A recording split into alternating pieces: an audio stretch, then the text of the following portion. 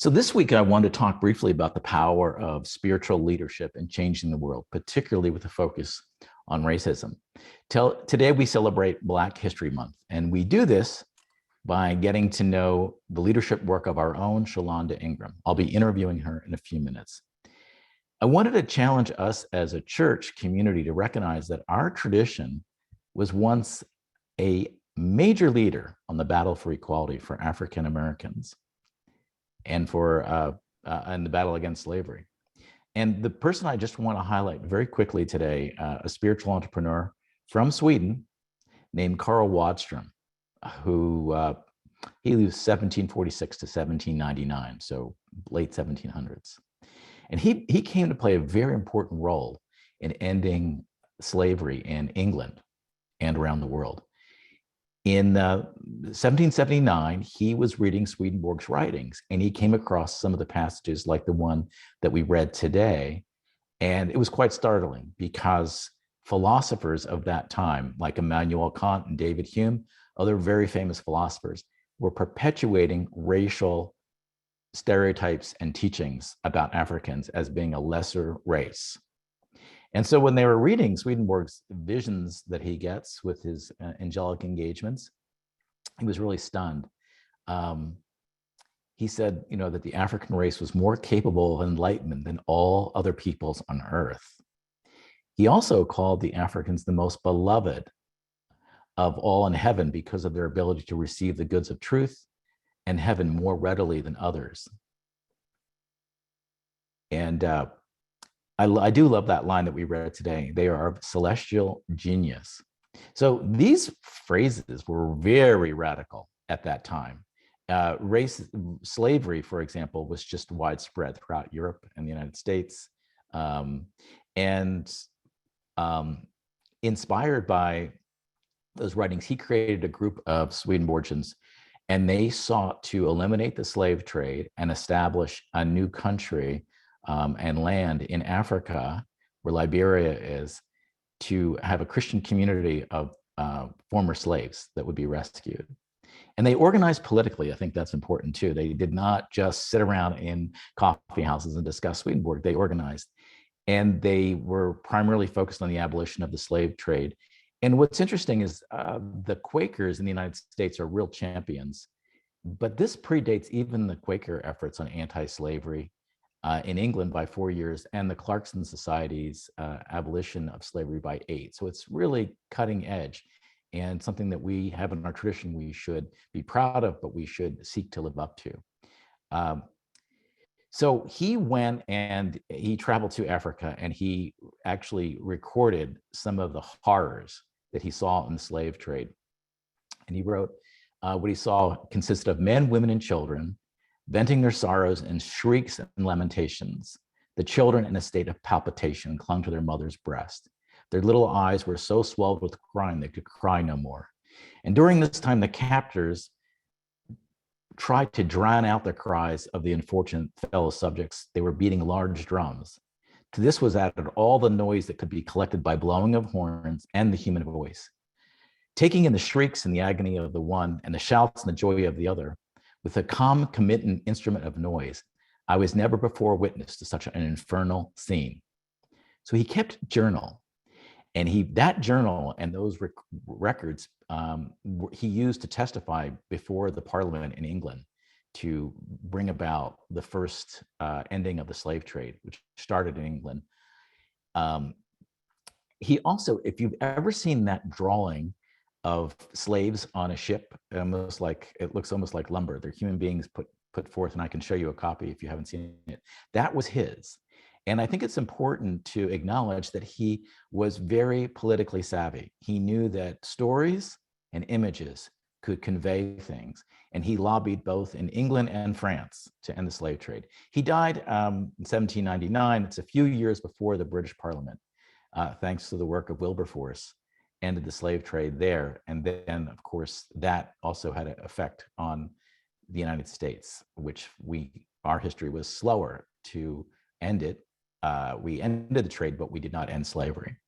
And just other interesting tidbits are, meanwhile, right back in our neighborhood in Northern Virginia, in the late 1790s, a British royal family, Robert Carter, freed 455 slaves, more than any other American, after reading Swedenborg. John Hargrove, who was a minister at the Baltimore Swedenborgian Church and spoke before Congress, delivered anti-slave speeches. And Lydia Maria Child, a member of the Boston Church, wrote one of the first ever policy arguments against slavery in 1823, called An Appeal in Favor of the Class of Americans called Africans. So my point in sharing this history is it's a proud history. It shows when people question, should we be involved in policy? Should we be involved in politics? Should we be on these issues? I'm very proud of that history, but it needs to be revived today. And too often in our church and our denomination, we look backward. We point to great people in the past. You know, we need to look forward. And that's why I'm excited today to interview Shalonda Ingram, because this is really looking forward. This is where our church is today. She's a leader in our church, and she is on the cutting edge of many of the critical issues about civil rights in the United States. And she has, in addition to being the manager of our church building, which we can talk a little bit about, she is also the creator of a number of corporations. But one organization, nonprofit that she's created is Born Brown, All Rights Reserved. And she's done a number of diversity and inclusion trainings around the country with some of the most prominent nonprofit and corporate entities in the country.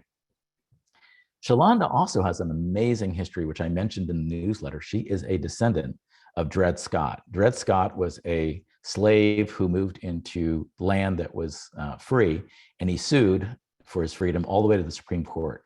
He lost, but in his loss, it actually created the Republican Party at the time, which was the anti-slavery party. And it's a good lesson also in losing sometimes your battles. His leadership, Dred Scott, led to a whole series of activities that led to ultimately winning. So I thought that was interesting too. So Shalonda brings both in her family history, an amazing history, and the history of our country. So it's just an amazing opportunity to be with you, Shalonda, and to work with you every day at the church. And before I start with my questions of you, Shalonda, I'm curious, do you have any comments about anything that I've said so far, or do you want me to just jump in with questions?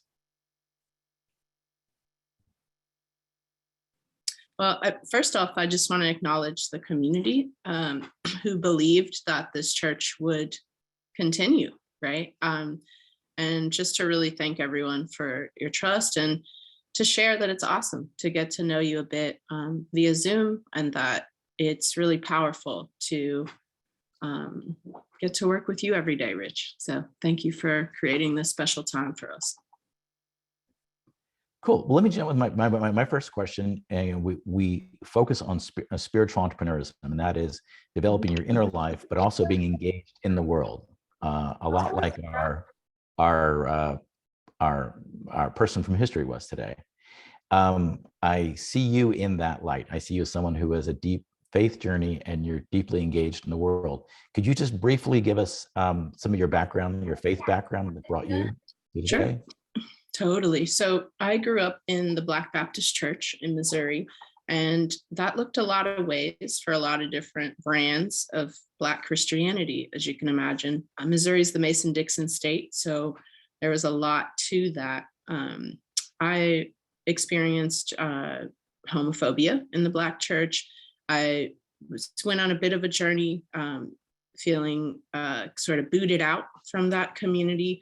And I've studied with followers of Thich Nhat Hanh across the board to Vipassana meditation. But what got me closer to Swedenborgianism was Centers for Spiritual Living. And I learned that that was really the Swedenborgianism is really the predecessor of that practice. So that's a little bit about the journey. Cool. So, and then if you could, what brought you to Church of the Holy City? What brought me to Church of the Holy City was an interview, actually, on conscious capitalism. And I was asked to speak on a panel with you. And we got into a dialogue that I think surprised all of us. And we saw an opportunity to communicate with each other a little further. And following that interview, I met with you and Nakar and learned what was happening at the church. And my curiosity was, why aren't people coming in here? You know, this is 9,000 square feet. Why haven't I done an event here? What's going on here? And it was a very innocent and curious inquiry following a conversation about reparations, right? And so I learned that there were different opportunities. Some loose ended rental program, and really got to know Miss Alpha, got to know the board, and we tested something and it worked. And then now, so you took over the building management, and I can just very quickly say you've taken it from 0 to 100. I mean, we were barely, making funds through it, but you've turned it into a really interesting business model. And but more importantly, you've turned it into a ministry. And I wonder if you could just describe what your ministry is at the church through the building and the events and the placemaking that you could provide.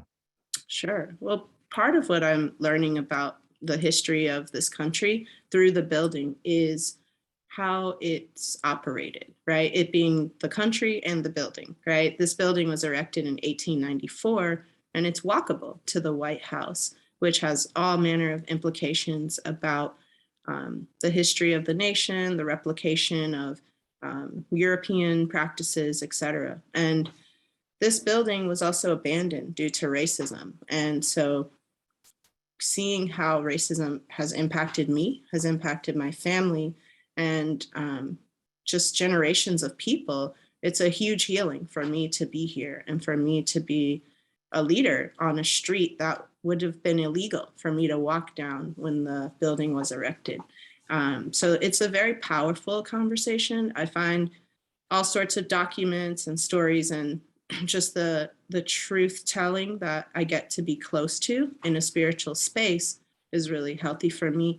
And for those of you who were on earlier when Murph welcomed us in with a song, I get to heal myself here, and I get to witness other people do the same. And so part of the creative space, I think that when I came across a note from Malcolm Peck once, actually, in 1994, where he was saying, hey, these are the minutes, we need to be having dialogues, and this is what we got to do. So part of that ministry is knowing that my being here, other people making content here and wrestling with issues of the day is what this place was intended to be. So in a sense, I came across a book by Miss Block about the new church and the new world here. And so there's a way that I don't fully understand what I'm doing. And that's how I know that it's a ministry, is it's actually, I'm more of a conduit for it than I'm actively saying and doing all the things all by myself. I can also participate with those who have passed on here and experience spiritual downloads and convening with those who've transitioned. So it's a unique opportunity for me. It's also a way to experience humanity and in a place that people agree to have a little more reverence than, say, the parking lot at Trader Joe's, right? So it's a ministry that's having me that I'm becoming more aware of every day. Yeah, you mentioned healing. And if I would say what I've experienced with your presence is that the number one comment, I remember like a transgendered person saying, I don't feel welcome in a church. I can't, will they kick me out if I do an event here? And I remember just various African-American groups doing hip hop or recordings and saying like, I can't believe I feel I'm welcomed here. Yep. And the what's clear is that the church, the building, and I remember somebody else saying, I've walked by here 1,000 times. I never felt like I could walk in. Mm-hmm. So that's a subtle form of, racism at some level. It's a message without saying anything, right? Mm-hmm. It's clear to people. They're saying like, I felt not welcome here. Sure. And I think that the people in the church would be hurt their feelings would be hurt and shocked if they heard that. Mhm. But that's just truly what we've heard. If I'm summarizing accurately some of the Mhm. stories and the healing that's taking place, what do you think churches can do in general to break down these barriers? I'll just say, in your case, you're very visibly African American. You also, if people know more, you're Native American ancestry. You're also out as a lesbian. I mean, so you're in a lot of groups that are, and a woman. So those are groups that are all traditionally in our country have been facing different types of discrimination. And so I think maybe your face and you're being out there and you're being the welcomer. But what would you suggest for a church that's trying to figure this out to overcome these barriers? Because I don't Well, think they're necessarily on purpose, sure. but we hear it, right? We hear it from people Mhm. saying, I would never have walked in here. Yeah, I think the key is to be honest and to welcome who you're ready to welcome and to not harm people that you're not ready to hold, right? And I think that sometimes people struggle to be honest with themselves and say, hey, I'm not ready to take on the transgender issue right now. Can you help me learn about that? Right? Or, hey, I'm not sure how to position ourselves to support Spanish speaking people, but we really want to. Right? And so I think the key is to acknowledge and to be willing to be led by the people who need the space. Right? I think sometimes we get it backwards, like we need to do something beyond opening the doors and being malleable, right? And to learn from folks what they know and to not be as invested in what we know and what we have to offer, but what do people have to offer. I did not come here anticipating having the space be available for me to express my spirituality. And it's the perfect place for me to do that. And so I think the real key is authenticity and being willing to, in the diversity trainings, we say being humble and willing to fumble, right? Because we're not, you and I don't always get along. And sometimes we have really tense, intense interactions or experiences with vendors or the local police or, hate mail. There's so many dynamics. So I think the key is to be in a state of learning or to have your candle on, so to speak, about engaging with what you may perceive as difference, and to also keep clear that a lot of these stories and indoctrinations and ideas that we have about each other just aren't true, and to give ourselves time to question, where did I learn this about fill in the blank people, so that you may have some freedom and playfulness with evolving to be someone who's more accepting and more gracious and loving. Wow, that's a really beautiful strategy. I think I'm really touched by the idea of just being honest, being authentic, and that the space that you create for that. But many people now are afraid, particularly on race, okay, Mhm. and sexual orientation, but transgender more so even than gay and lesbian stuff now. But Mhm. on race, people are very afraid. And I'll just say, like, as a white progressive person, particularly if you're a liberal, to be called a racist is like you could be canceled from your business, your job, your career, your network. I mean, it's something people really fear. The word is thrown around by in some cases. So people now, I think, have learned in racial conversations, like, I'm going to tell you what I think you want to hear because you're black and I'm white. Mhm. And so it's not authentic. Yeah. I'm terrified. Um, so like if I fumble, right? Mhm. That I'm terrified of that fumbling. How do we as a culture, how do we as churches, how do we allow that people to fumble, to make mistakes, to say the Mhm. wrong thing? Yeah.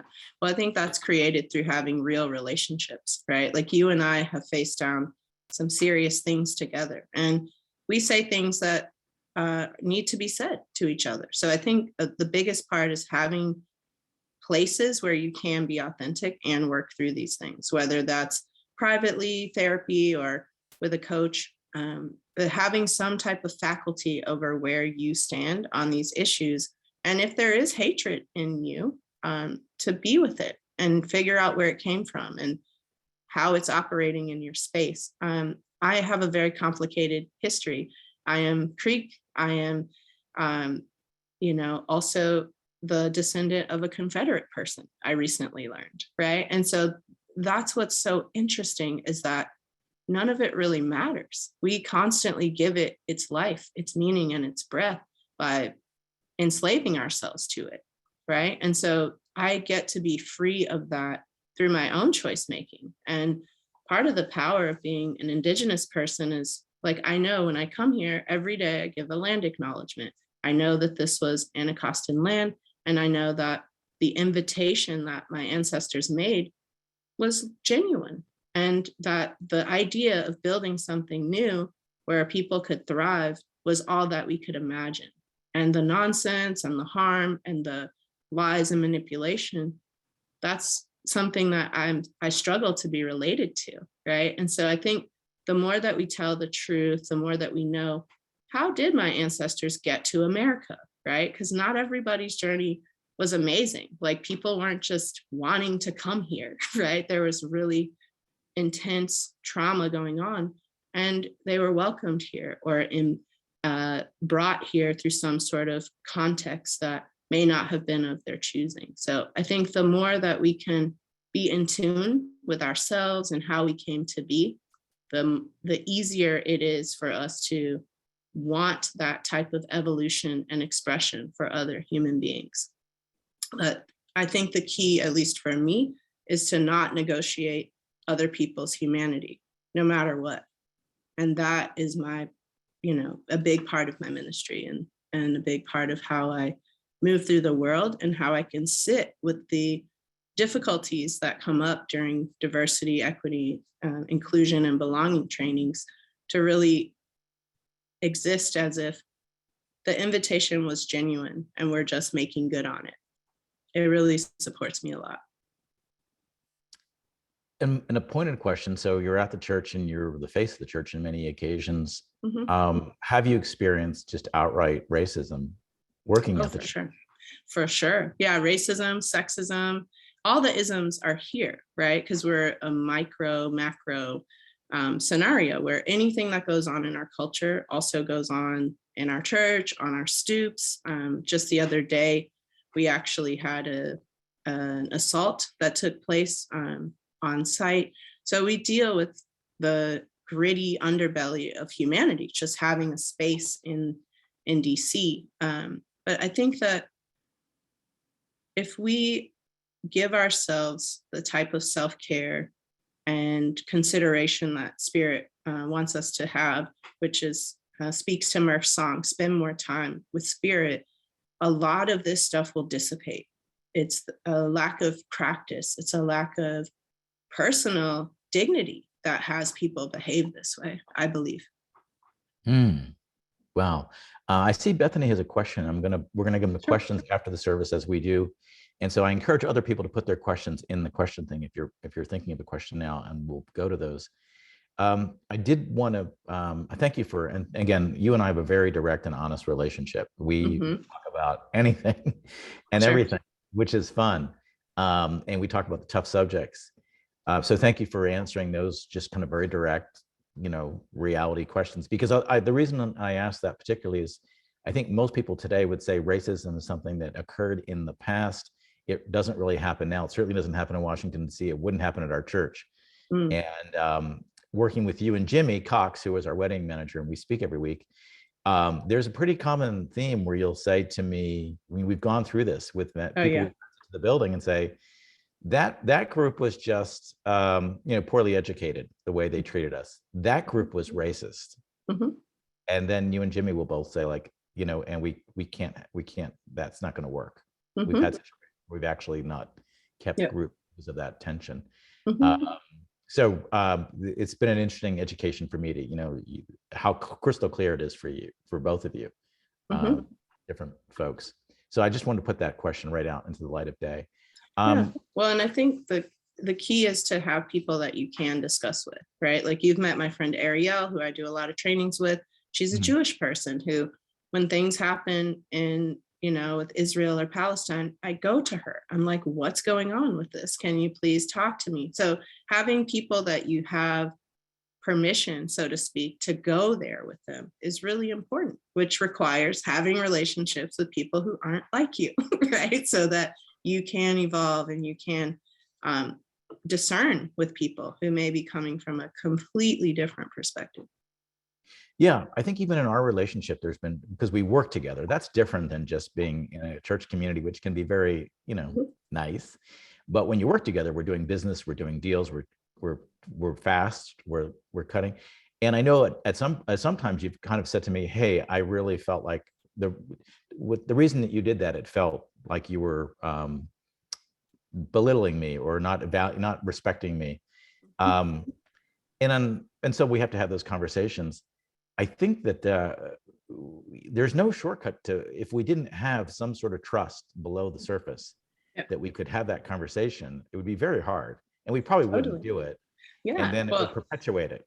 Yeah. Well, and you wouldn't learn how to support other Black people in the world, right? Like, I take my time with you so that you can be an alias for me with other people in the world that you impact. And so that you can hear, oh, this is how this went. I have a live example of how this may land on a person who's not a white male, right? And that's powerful. It's important. And I would be doing the Black community and the Indigenous community and women a disservice not to address you when I have the opportunity to, right? Or same with the board and other groups. So it's a huge learning commitment. And I think that's, where we stand, because part of the challenge with systems is that the culture is just a silent agreement, right? So if we agreed that it was okay for a vendor to just talk to the white man instead of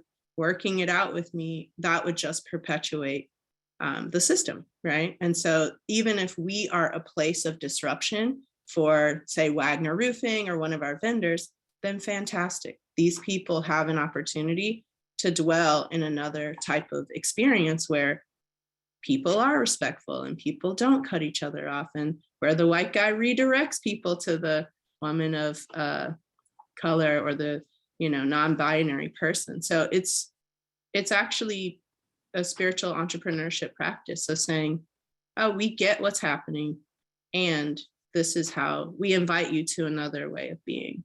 It's very powerful. It is. It's been really helpful for me. And I know that something you and I have discussed a lot during the marches down 16th Street for George Floyd. There was a very common refrain, particularly among young people, that said, "It's not my job to educate you." Mm-hmm. And I've told you many times, and that I didn't like that sign because, as a gay activist or in race, you unfortunately, in many cases, you do have, if you care enough, you have to educate people. Mm-hmm. And it is exhausting. I'm sure it's exhausting working with me at times. Of course, yeah. Of course. And but if you fail to educate, the situation perpetuates itself and things don't change. So I thank you for the energy that you have to do that, because that's a spiritual practice. Mm-hmm. Selfishly, it does not. Selfishly, you're right. It's not my job to educate you technically. Spiritually, it is my job to love my enemy and to educate people as best I can. So I really appreciate that about you. The final question I want to ask is, Born Brown, all rights reserved. You've created an entity. You're now doing trainings for some of the leading social venture companies in the country and businesses in the country. Can you just tell us what that is a little bit, and what your vision for that is? Sure. So Born Brown, all rights reserved really started as a kind of a phrase to be accountable for my own human rights. In the 3/5 compromise, Black people are referred to as 3/5 of a human. And so a lot of my life has been spent canceling that ideology about myself and witnessing other Black people do the same. And so Born Brown, all rights reserved is an affirmative environment where you can go online, check out an article, relate to some people, and look at techniques for caring for yourself and being accountable for experiencing your human rights. And so part of what I'm really focused on is having people look internally for justice first, a project that'll come to light is Justice in the Body, so that we're eating, we're hydrating, we're caring for ourselves, and really doing a lot more self-care than and civic engagement. So the platform exists for other people to heal themselves through sharing and listening and learning. Soon enough, we'll be able to platform songs like Murph's, where someone has an idea, they don't have to become a huge record label or give it away on a social media platform, but it could be shared inside of a community. People can engage with it. And as for the diversity, equity, and inclusion training, that's really just to improve the evolution time for humanity. I'm very faith oriented in that we're just wasting our time renaming ourselves and each other. And I believe that this will be an accelerant to our experience of each other as human beings. That's beautiful. In summary, you could say the way you're describing the organization is it is that education process, and it's that self-help, and it builds you up to be able to do that training and to do that work, because it is exhausting, but someone's got to do it. Mm-hmm. And we're very grateful that you, Shalonda, have stepped up to be a leader in that. We're very honored that you're a leader in our church, and increasingly in our faith community and in our building. That we joke, you and I joke that we will see each other like the 5th time in a day and say, "Oh, fancy meeting you here. I haven't seen you." So, exactly. So thank you for not getting too sick of me, and for sticking with all this, and really creating such a successful model for the church. I know other churches are hiring you to do what you've done here. It's become a scalable model, which is wonderful. So thank you for all that you're doing, Shalonda. Thanks for this interview and being part of this community. Really appreciate it.